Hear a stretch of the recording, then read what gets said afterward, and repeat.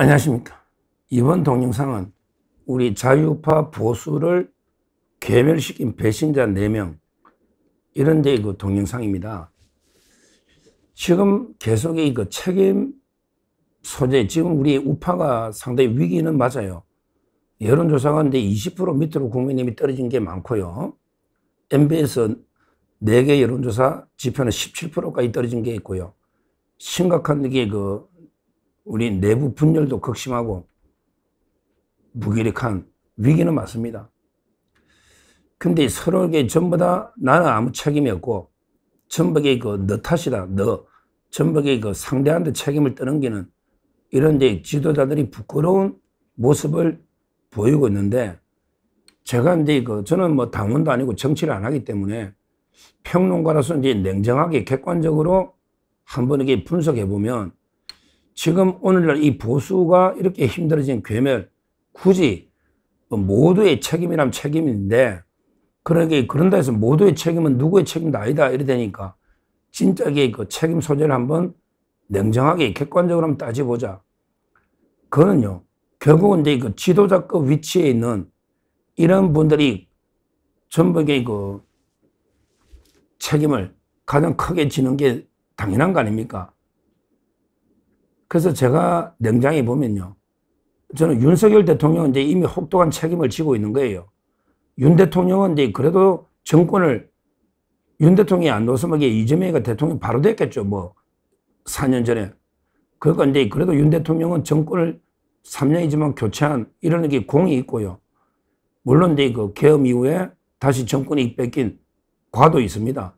근데 윤 대통령은 이제 이미 탄핵에 구속에 온갖 책임을 지고 있잖아요.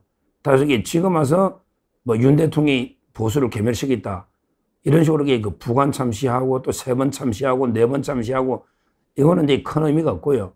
우리가 이제 미래로 나가려면 지금 현재 활동하는 지도자 중에서 누가 어떤 책임이 있는가, 이걸 분명하게 우리가 알아야 어떤 자를 책임 묻고 앞으로 보수를 재건하려면, 미래로 나가려면 누구를 책임을 물어야 되느냐. 그런데 현재 정치 활동을 하고 있는 위치에 있는 이런 분들의 책임을 저희가 제대로 한번 따져봐야 된다. 물론 이제 공과는 공정하게 평가해서 책임을 따져봐야 된다. 이렇게 봅니다.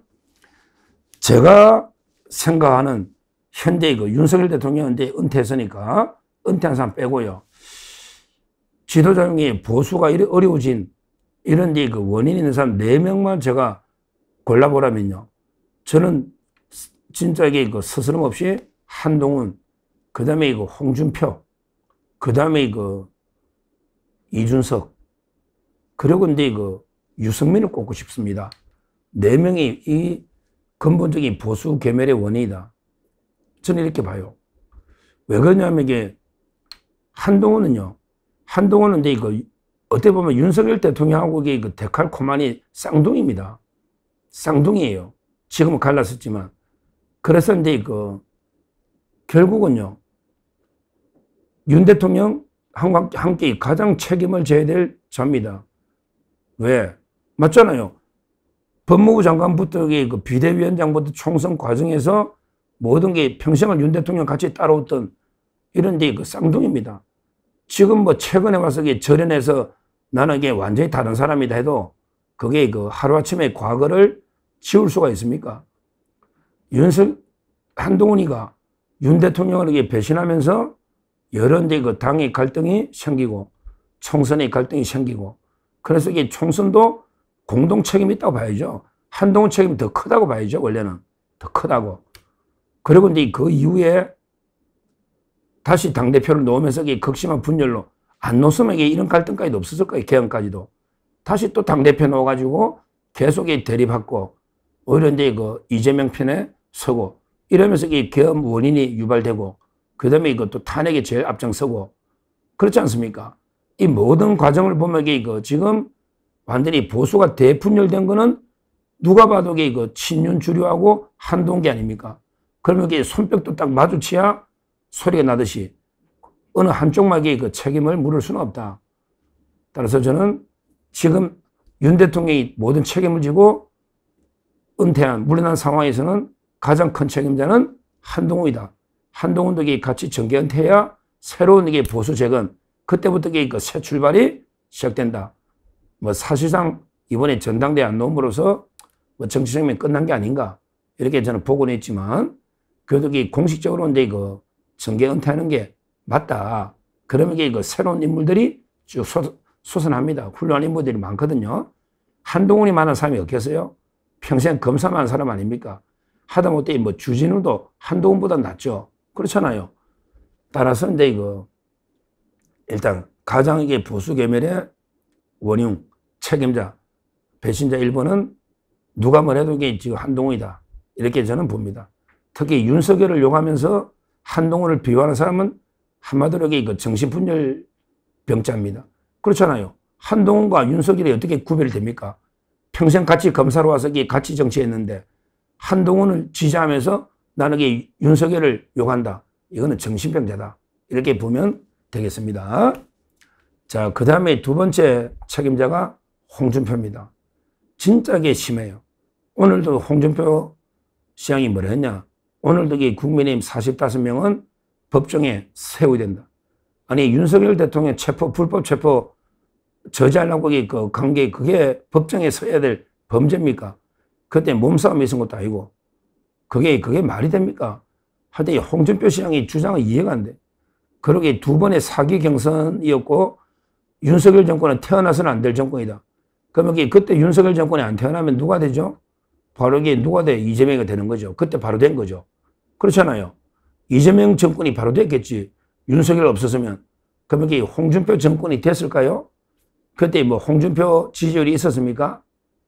지금 뭐 홍준표 시장은 권성동이가 통일교 뭐 신천지 교인들 막 입당해가지고 사기 경선했다고 주장하는데요. 뭐 일부의 입당이 있었는지는 모르겠는데, 그러게 전체 자유파 국민이 통일교 신천지한테 휘둘립니까? 그때 압도적인 여론이 윤석열, 그때에도 방송만 털막이 윤석열이었습니다. 검찰총장 때. 추미애하고 조국이 사건할 때. 그러니까 이게 일반적인 지지가 있었기 때문에 된 거지. 통일교 신천지 때문에 됩니까? 말도 안 되는 게 주장을 해당 행위를 하고 있으니 홍준표 시장이 저는 두 번째 괴멸의 그 책임자를 봐요. 왜? 은퇴하면 제가 욕 안 합니다. 그런데 본인은 정계 은퇴하겠다 했지만 9월달에 컴백하겠다. 계속 정치한다고 하니까 제가 비판을 할 수밖에 없는 이런 그 상황이죠. 두 번째. 자, 세 번째는요. 누가 뭐래도 이준석입니다. 이준석이 되게 보수의 암덩어리예요. 참 큰일이에요. 지금 이제 미국 가 있는데요. 협상 뭐 도움은 되나요? 하여튼 납득이 안 돼요.